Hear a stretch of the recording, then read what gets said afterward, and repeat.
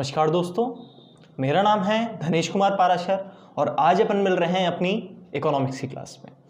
तो दोस्तों, पिछली क्लासेस में अपन ने जितना भी कुछ पढ़ा वो सब अपन ने इकोनॉमिक्स को बहुत डीप में पढ़ा, आपके पेपर से रिलेटेड सब कुछ पढ़ा। आज अपन अपना पढ़ने वाले हैं टॉपिक बेरोजगारी और गरीबी।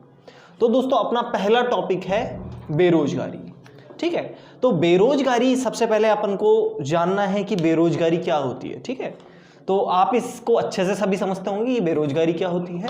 बेरोजगारी क्या एक अवस्था है, एक ऐसी सिचुएशन है जिसमें कोई ऐसा व्यक्ति जो काम करना क्या है चाहता है, जो काम करना चाहता है या काम करने के लायक है, लेकिन फिर भी उसे काम नहीं मिल रहा, तो वो क्या होती है, वो होती है आपकी बेरोजगारी। अब भारत में बेरोजगारी से संबंधित जो आंकड़े हैं उनको कौन जारी करता है? NSSO। ठीक है, क्या भारत में बेरोजगारी से संबंधित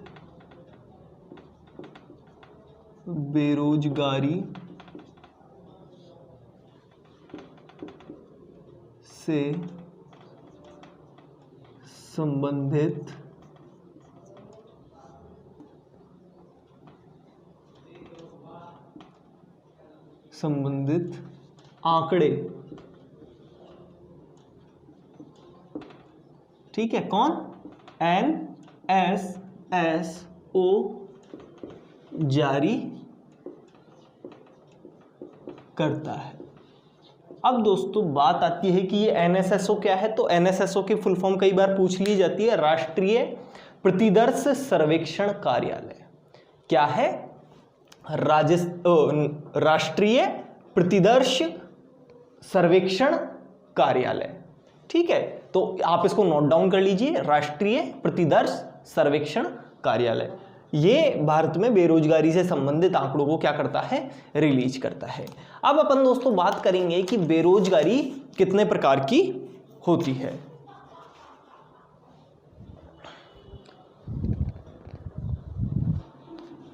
तो बेरोजगारी कितने प्रकार की होती है, तो अपन देखेंगे बेरोजगारी मुख्य रूप से दो प्रकार की होती है। एक तो है शहरी बेरोजगारी और एक है ग्रामीण बेरोजगारी। ठीक है, तो शहरी बेरोजगारी क्या होती है? जो बेरोजगारी शहर में होती है वो तो क्या हो गई? शहरी बेरोजगारी।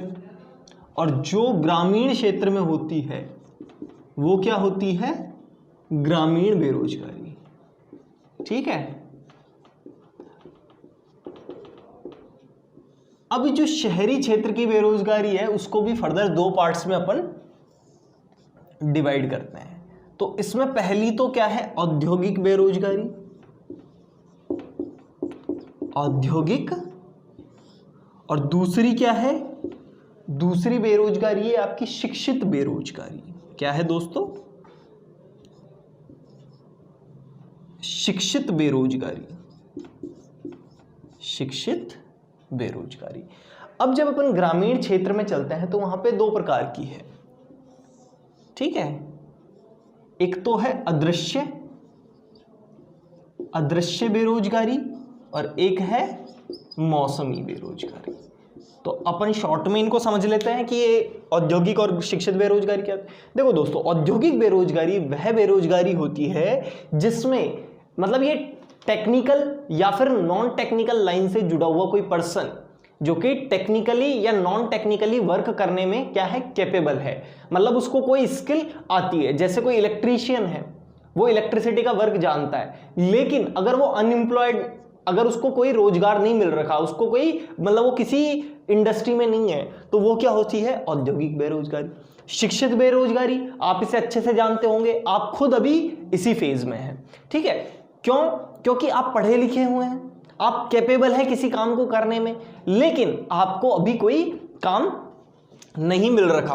आप गवर्नमेंट जॉब के लिए क्या कर रहे हैं? प्रिपरेशन कर रहे हैं। अपनी रोजगार पाने की जो भूख है उसके लिए आप क्या कर रहे हैं? दिन रात एक करके मेहनत कर रहे हैं। तो उस बेरोजगारी को दूर करने के लिए आप क्या कर रहे हैं? मेहनत कर रहे हैं। तो ये शिक्षित बेरोजगारी हुई। अब बात आती है ग्रामीण बेरोजगारी। तो ग्रामीण में एक तो होती है प्रच्छन्न बेरोजगारी, अदृश्य बेरोजगारी को अपन प्रच्छन्न बेरोजगारी कहते हैं। तो प्रच्छन्न बेरोजगारी या अदृश्य बेरोजगारी क्या होती है कि श्रमिक काम पर लगे हुए हैं, ठीक है, लेकिन मतलब आवश्यकता से ज्यादा। जैसे खेत में जो काम एक जना मिलके कर सकता है, वहां पे अगर 4-4 जने उसी काम को कर रहे हैं, तो वो क्या हुई? अदृश्य बेरोजगारी, ठीक है। और अब हुई मौसमी बेरोजगारी।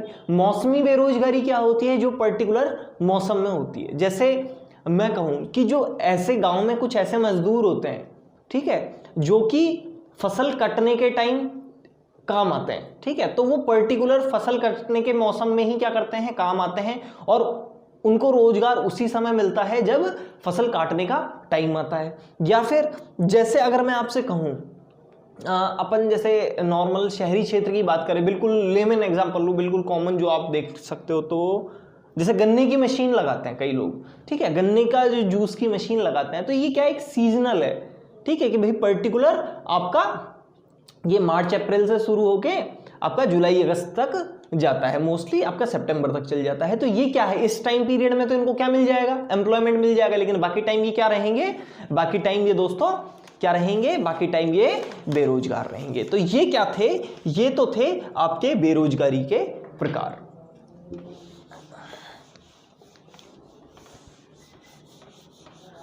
अब अपन आगे चलते हैं और आगे चलते हुए बात करते हैं कि भारत में जितनी भी अपने बेरोजगारी से रिलेटेड क्या हुई हैं, बेरोजगारी से संबंधित सरकारी योजनाएं और कार्यक्रम, ठीक है, कि भारत में ऐसे कौन कौन से क्या चले हैं? कार्यक्रम चले हैं जो कि क्या करते हैं? बेरोजगारी को दूर करने के लिए अपने स्टेप्स इन्होंने उठाए हैं। तो सबसे पहले है बेरोजगारी से संबंधित सरकारी कार्यक्रम व योजनाएं। बेरोजगारी से संबंधित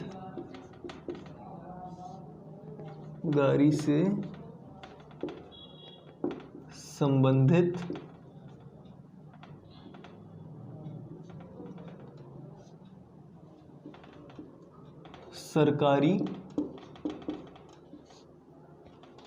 कार्यक्रम एवं योजनाएं।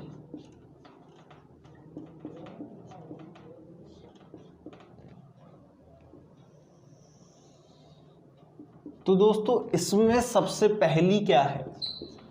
इसमें दोस्तों सबसे पहली है पंडित दीनदयाल उपाध्याय श्रमेव जयते कार्यक्रम। क्या है दोस्तों? पंडित दीनदयाल उपाध्याय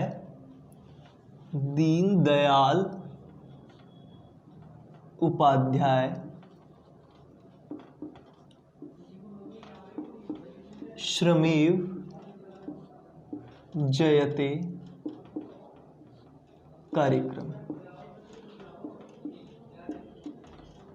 ठीक है, पंडित दीनदयाल उपाध्याय श्रमेव जयते कार्यक्रम। तो ये अपन सबसे पहले तो बात करते हैं कि ये कब स्टार्ट हुई थी? ये 16 अक्टूबर 2014 को, 16 अक्टूबर कब? 2014 में, ठीक है, जब एनडीए गवर्नमेंट आ गई थी। 16 अक्टूबर 2014 को क्या हुई थी? इसकी शुरुआत हुई थी। और ये मतलब भारत सरकार की सबसे जो महत्वाकांक्षी योजनाएं थी, एम्बिशियस जो इनकी क्या थी? स्कीम्स थी, उनमें से ये एक थी। इस स्कीम के अंतर्गत, ठीक है दोस्तों, 5 स्कीम्स आपके आती हैं। अब वो 5 स्कीम कौन कौन सी है? तो उन 5 स्कीम में सबसे पहले आती है समर्पित श्रम सुविधा पोर्टल। सबसे पहला है समर्पित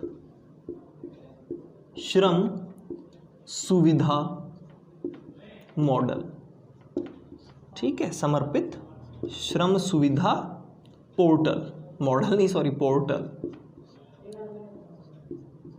एक ऐसा पोर्टल बनाया गया जो कि क्या करता है? किसके लिए समर्पित है? श्रम सुविधा के लिए समर्पित है। दूसरी क्या स्कीम थी इसमें? दूसरी स्कीम थी सार्वभौमिक खाता संख्या या यूनिवर्सल अकाउंट नंबर। ये आपने सुना होगा, सार्वभौमिक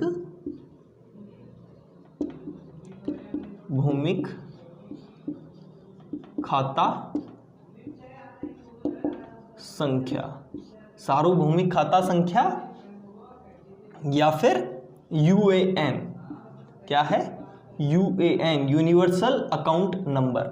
थर्ड इसमें कौन सी योजना थी? आकस्मिक निरीक्षण योजना। आकस्मिक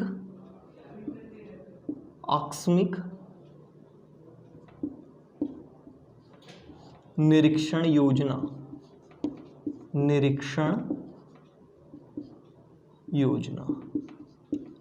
ठीक है, आकस्मिक निरीक्षण योजना। नेक्स्ट कौन सी है? प्रशिक्षु प्रोत्साहन योजना। नेक्स्ट है प्रशिक्षु प्रोत्साहन योजना। और लास्ट है दोस्तों प्रशिक्षु प्रोत्साहन योजना। और इसमें जो लास्ट है वो है पुनर्गठित राष्ट्रीय स्वास्थ्य बीमा योजना। पुनर्गठित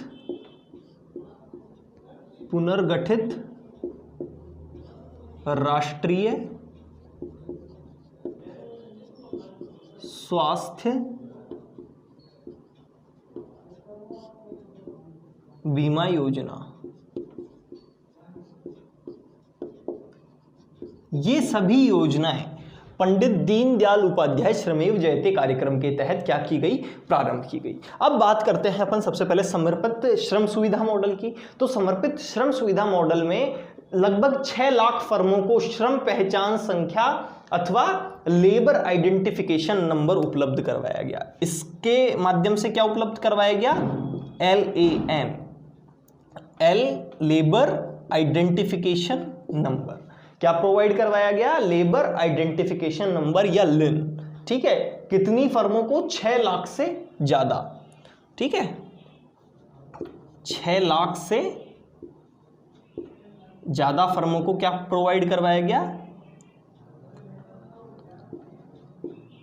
6 लाख से ज्यादा फर्मों को लेबर आइडेंटिफिकेशन नंबर इसमें प्रोवाइड करवाया गया। अब सार्वभौमिक खाता संख्या क्या है? ये आपने सुना होगा यूएएन नंबर, जिसके माध्यम से आपका क्या बनता है? पीएफ, जो कि पीएफ जो आपका जिस अकाउंट में जाता है ना, प्रोविडेंट फंड, वो इसी में जाता है। तो ये क्या है? सार्वभौमिक खाता संख्या के अंतर्गत जो पीएफ है, जो पीएफ में आपका क्या होता है? पीएफ में आपका कंट्रीब्यूशन होता है, वो पीएफ का कंट्रीब्यूशन सीधा आपका किस में जाता है? यूएएन, यूनिवर्सल अकाउंट नंबर में जाता है। ये आप अपने फादर से पूछना कि अपने पापा से पूछना कि अगर वो मतलब प्राइवेट एम्प्लॉय हैं किसी कंपनी में या वो उनका पीएफ कटता है तो वो उनका एक यूएएन नंबर होगा। अब बात करते हैं अपन प्रशिक्षु निरीक्षण योजना। तो प्रशिक्षु निरीक्षण योजना क्या है? ये 2 वर्षों के दौरान प्रशिक्षुओं को भुगतान किए गए मानदेय राशि का 50% लौटाकर निरीक्षण इकाइयों एवं अन्य प्रतिष्ठानों की मदद करना। मतलब उनको जितना भी क्या मानदेय मिलता था, मानदेय मतलब जितना उनकी सैलरी मिलते थे उसका 50% उनको लौटाया गया और उनको क्या किया गया? उनकी हेल्प की गई। अब आती है प्रशिक्षु प्रोत्साहन। ये मैंने आपको क्या बताई? प्रशिक्षु प्रोत्साहन योजना बताई। ठीक है, प्रशिक्षु प्रोत्साहन में जो अप्रेंटिस होते हैं उनको प्रोत्साहित करने के लिए उनके 50% क्या की गई? उनको वापस लौटाई गई। अब बात करते हैं आकस्मिक निरीक्षण योजना। तो आकस्मिक निरीक्षण क्या है? आकस्मिक निरीक्षण योजना। तो आकस्मिक निरीक्षण योजना क्या है? इसी योजना के अंतर्गत पारदर्शिता लाने के लिए वो क्या करते हैं कि कभी भी रैंडमली, आकस्मिक यानी रैंडम, कभी भी वो क्या कर लेते हैं? इंस्पेक्शन के लिए, निरीक्षण के लिए पहुंच जाते हैं और 72 घंटे की रिपोर्ट को इंटरनेट पर क्या करनी पड़ती है? अपलोड करनी पड़ती है। मतलब वो रैंडम कभी भी इंस्पेक्शन के लिए वहां से जा सकता है और किनकी कंडीशंस? आपके लेबर की, श्रमेव जयते, मतलब आपका जो लेबर है उसकी कंडीशंस को चेक कर सकता है। और लास्ट है पुनर्गठित राष्ट्रीय स्वास्थ्य बीमा योजना। इसमें क्या है? इसमें मेक इन इंडिया विजन का ही एक ये अहम हिस्सा है। ठीक है, ये किसका हिस्सा है? ये मेक इन इंडिया प्रोग्राम का ही एक पार्ट है, मेक इन इंडिया। ठीक है, मेक इन इंडिया और ये दोनों एक तरीके से कांटेक्ट में है। अब अपन आगे बात करते हैं नेक्स्ट।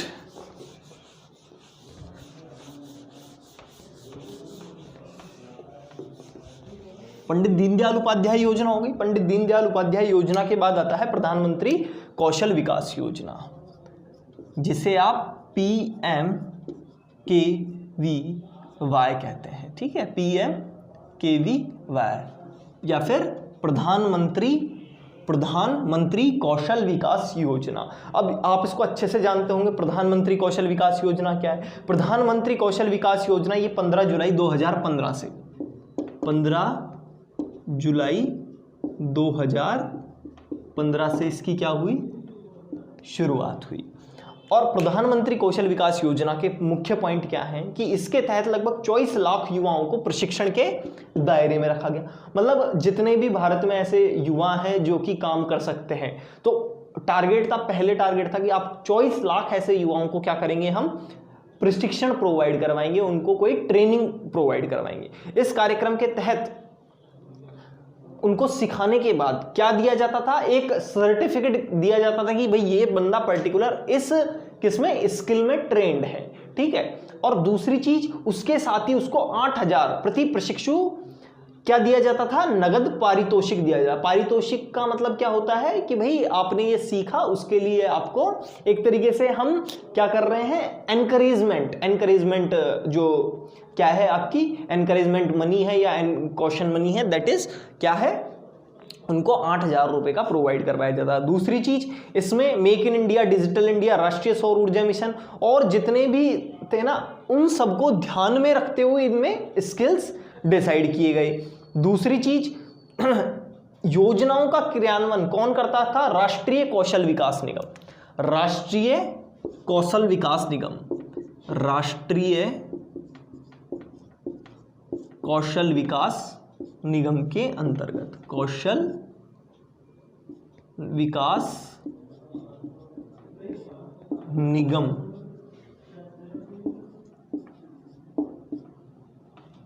के अंतर्गत संचालित,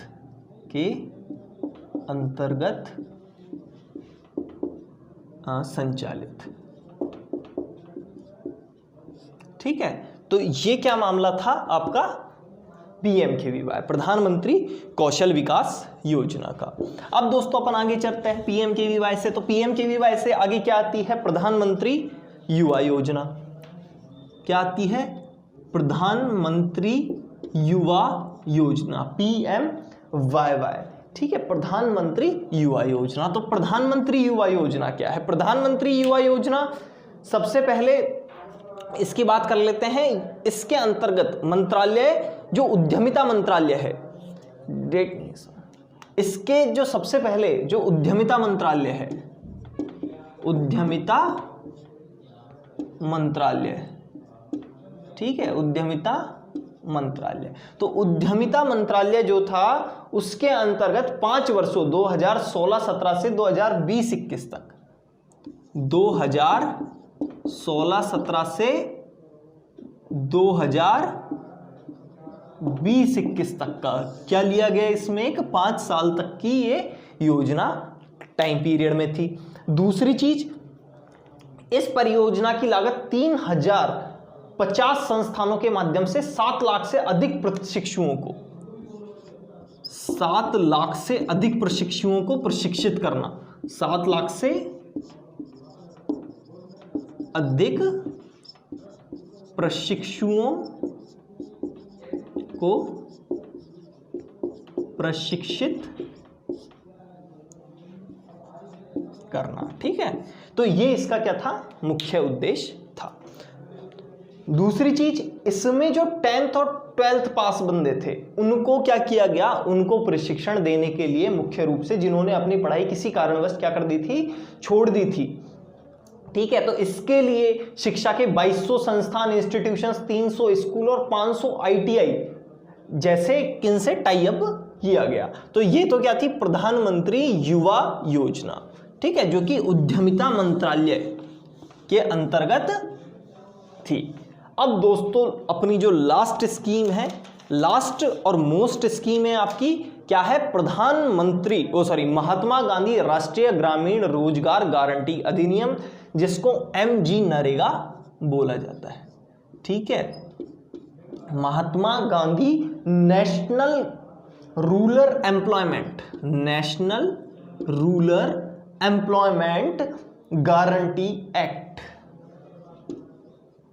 क्या है, MG नरेगा क्या है, Mahatma Gandhi national rural employment guarantee act. मतलब ये गवर्नमेंट एक ऐसा एक्ट लेके आई थी जिसके अंतर्गत जो रूरल एरियाज थे, ग्रामीण एरिया था, उसमें एम्प्लॉयमेंट के लिए क्या देता था, ये गारंटी, उसके लिए क्या देता था, गारंटी। अब इसको अपन अच्छे से पढ़ेंगे क्योंकि इसमें से मोस्ट ऑफ द क्वेश्चन बनते हैं। तो इसमें पहला पॉइंट क्या है, सबसे पहली चीज कि 2 फरवरी 2006 को आंध्र प्रदेश से इसकी शुरुआत हुई। 2 फरवरी 2006 आंध्र प्रदेश से इसकी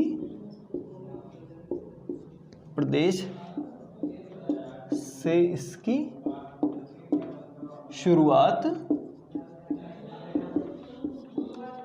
हुई। ठीक है, आंध्र प्रदेश से इसकी शुरुआत हो गई। इसके बाद 2 अक्टूबर 2009, इससे पहले जब ये स्टार्ट हुई थी तब इसका नाम क्या था, सिर्फ नरेगा था। ठीक है, national rural employment guarantee act. लेकिन कब, 2 अक्टूबर 2009, 2 अक्टूबर को क्या आता है, गांधी जयंती। तो 2 अक्टूबर 2009 को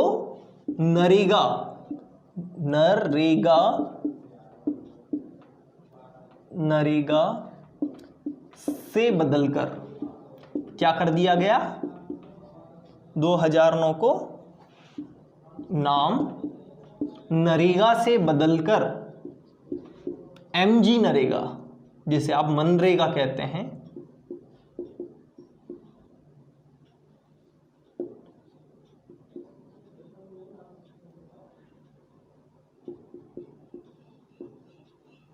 मनरेगा कर दिया गया। ठीक है, 2 अक्टूबर 2009 को क्वेश्चन डायरेक्टली पूछ लिया जाता है कि नरेगा का नाम मनरेगा कब से हुआ, तो 2 अक्टूबर 2009 से। शुरुआत कब हुई, 2 फरवरी 2006 को। अब इसके बाद अपन बात करते हैं, इस कानून में प्रावधान है कि लाभार्थियों में 33%, मतलब 1/3 पोर्शन किनका होना चाहिए, महिलाओं का। कम से कम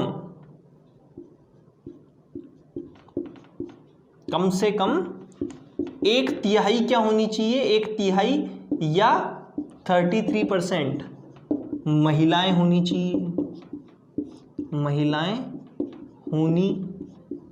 चाहिए।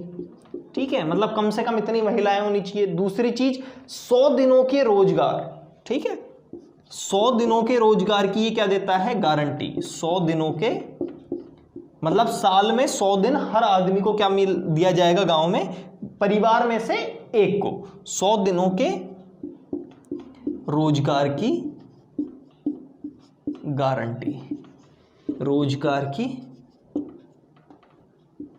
गारंटी। ठीक है, तो ये क्या होता है आपका MG नरेगा की अपन ने पूरी बात कर ली। ठीक है, तो MG नरेगा कब लागू हुआ, MG नरेगा का नाम नरेगा से MG नरेगा कब हुआ, इसमें महिलाओं को कम से कम 33% या 1/3 होना चाहिए पोर्शन, और 100 दिनों के रोजगार की इसमें गारंटी क्या करवाई जाती है, प्रोवाइड आपके करवाई जाती है। अब इसके बाद दोस्तों अपन आगे चलते हैं, गरीबी। अपना नेक्स्ट टॉपिक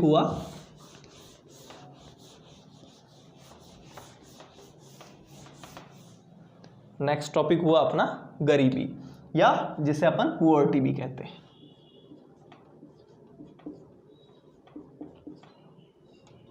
गरीबी।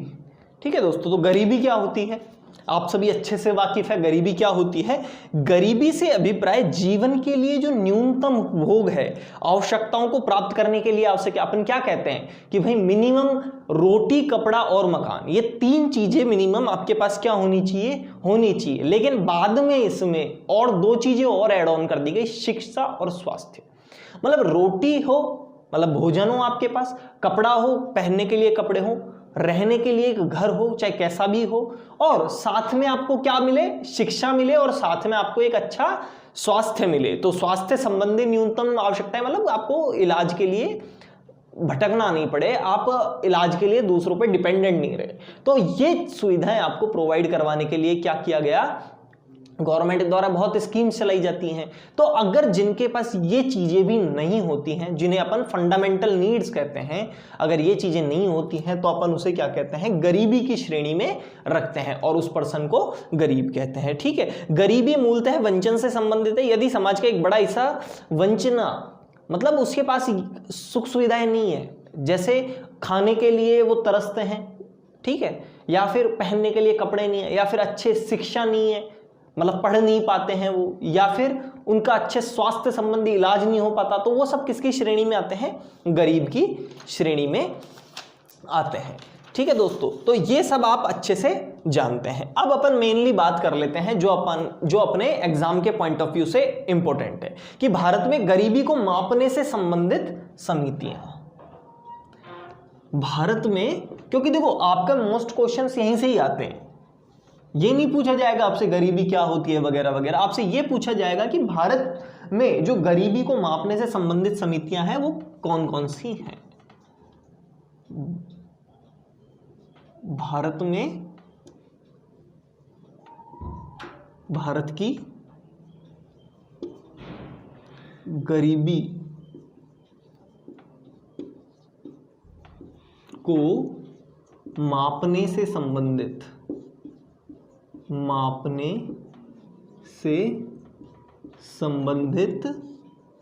समितियां।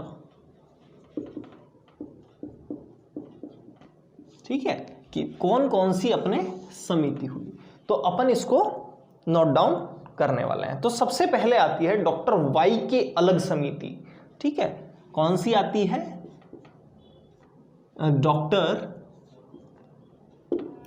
वाई के अलग समिति। ठीक है, डॉक्टर वाई के अलग समिति। तो डॉक्टर वाई के अलग समिति क्या थी, डॉक्टर वाई के अलग समिति 1977 में योजना आयोग द्वारा की गई थी गठित। ठीक है, किसके द्वारा, योजना आयोग के द्वारा 1977 में। योजना आयोग, मैंने पिछली क्लासेस में आपको बता रखा है योजना आयोग के बारे में पूरा। ठीक है, योजना आयोग द्वारा 1977 में गठन हुआ। ठीक है, योजना आयोग द्वारा 1977 में इसका क्या हुआ, गठन हुआ। और दूसरी चीज अध्यक्षता, तो अध्यक्षता जिसके नाम से समिति होती है उसका अध्यक्ष वही होता है। ये एक तरीके से मतलब आपको याद रखने के लिए, जब जैसे इसका नाम क्या है, डॉक्टर वाई के अलग समिति, मतलब इसकी अध्यक्षता कौन कर रहे हैं, डॉक्टर वाई के अलग जी कर रहे हैं। ठीक है, अब इसने क्या रिपोर्ट दी, तो 1979 में इसने अपनी रिपोर्ट दी,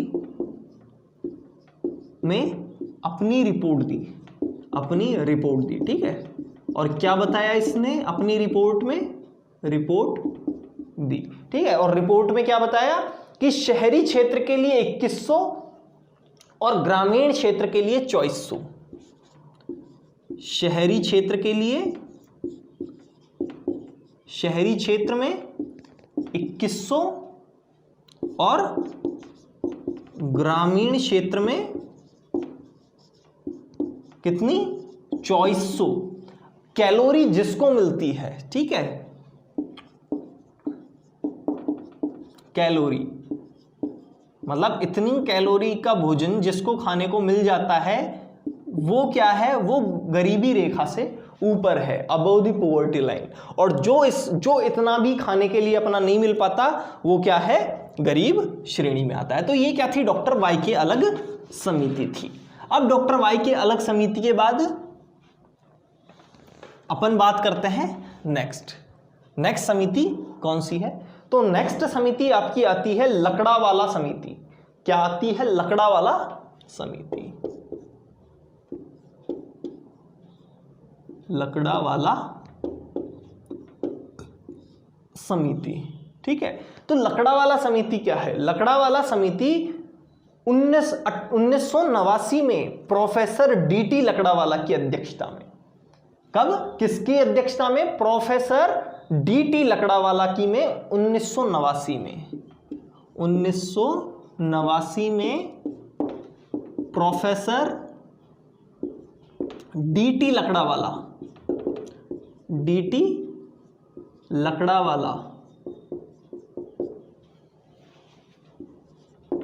की अध्यक्षता में गठित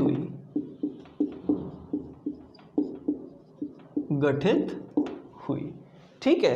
प्रोफेसर डीटी लकड़ावाला की अध्यक्षता में ये समिति गठित हुई और इसने 1993 में अपनी रिपोर्ट प्रस्तुत करी।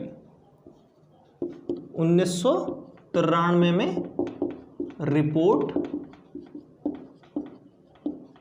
प्रस्तुत की, ठीक है। 1993 में इन्होंने अपनी रिपोर्ट प्रस्तुत की और रिपोर्ट में क्या बताया कि ग्रामीण क्षेत्र में निर्धनता रेखा के लिए कृषि श्रमिकों में उपभोक्ता मूल्य सूचकांक को लिया और शहरी क्षेत्रों के लिए औद्योगिक श्रमिकों में उपभोक्ता, मतलब ग्रामीण क्षेत्रों में तो इस समिति ने किसको लिया? जो कि कृषि श्रमिक है, और शहरी क्षेत्र में किसको लिया? जो कि कौन है? औद्योगिक श्रमिक है। इसके बाद कौन सी समिति आई? सुरेश तेंदुलकर समिति। उसके बाद कौन सी समिति आई? सुरेश तेंदुलकर समिति। सुरेश तेंदुलकर समिति। अब सुरेश तेंदुलकर समिति ये कब आई थी? तो सुरेश तेंदुलकर समिति आई थी 2005 में, और नाम से पता लग रहा है अध्यक्ष कौन थे? सुरेश तेंदुलकर जी, ठीक है। ये भी योजना आयोग की क्या थी? संस्तुति पे आई थी। 2009 में इसने अपनी क्या दी? रिपोर्ट दी। 2009 में इसने रिपोर्ट दी, ठीक है।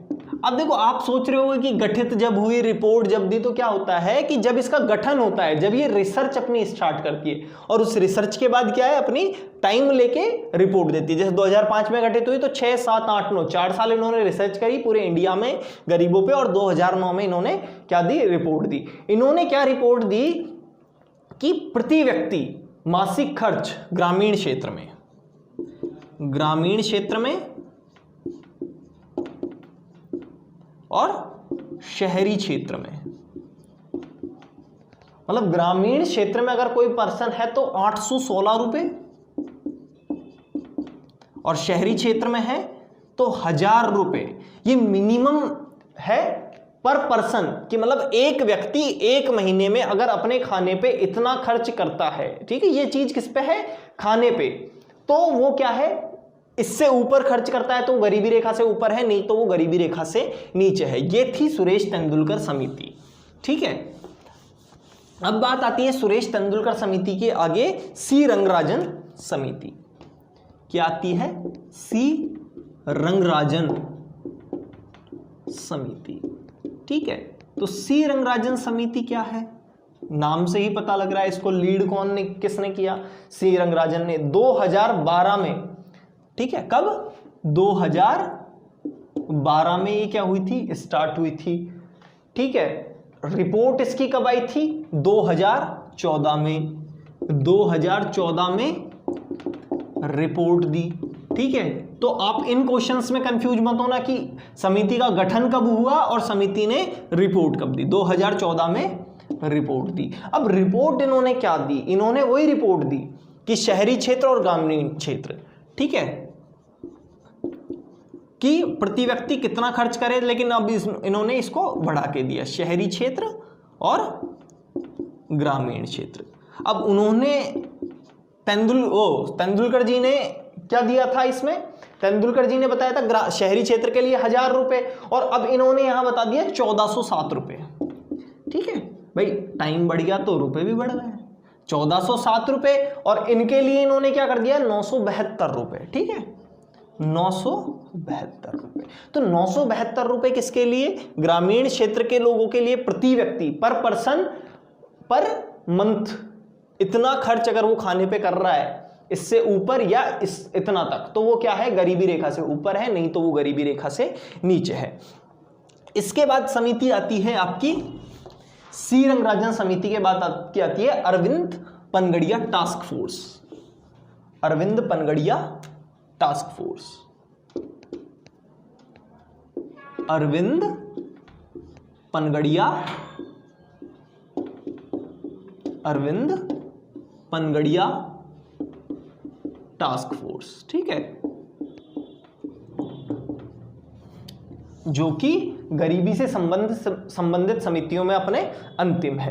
2015 में नीति आयोग द्वारा, 2015 में, ठीक है, किसके द्वारा, नीति आयोग के द्वारा, नीति national institute for transforming India, पढ़ाया था ना आपको, नीति आयोग द्वारा गठित, आयोग द्वारा गठित, किसकी अध्यक्षता में गठित, डॉक्टर अरविंद पनगड़िया की अध्यक्षता में गठित, ठीक है। यह टास्क फोर्स भारत में गरीबी निवारण हेतु कार्यक्रम के संदर्भ में भी क्या करे, इसने अपने सुझाव दिए, और इसका प्रमुख कार्य क्या था, निर्धनता का आकलन हेतु विधि का सुझाव देना। इसका प्रमुख कार्य क्या था, प्रमुख कार्य निर्धनता, मतलब जो गरीबी है, निर्धनता है, उसको कैसे डिसाइड किया जाए, निर्धनता के आकलन हेतु, निर्धनता के आकलन हेतु विधि का सुझाव दिया। इसका प्रमुख कार्य निर्धनता के आकलन हेतु विधि का सुझाव देना था, ठीक है, सुझाव देना था। तो ये है दोस्तों अपनी आज की क्लास पूरी, जिसमें अपन ने बेरोजगारी और गरीबी के बारे में पढ़ा। तो ये अपनी क्लास आज खत्म होती है, नेक्स्ट क्लास में मिलते हैं, थैंक यू।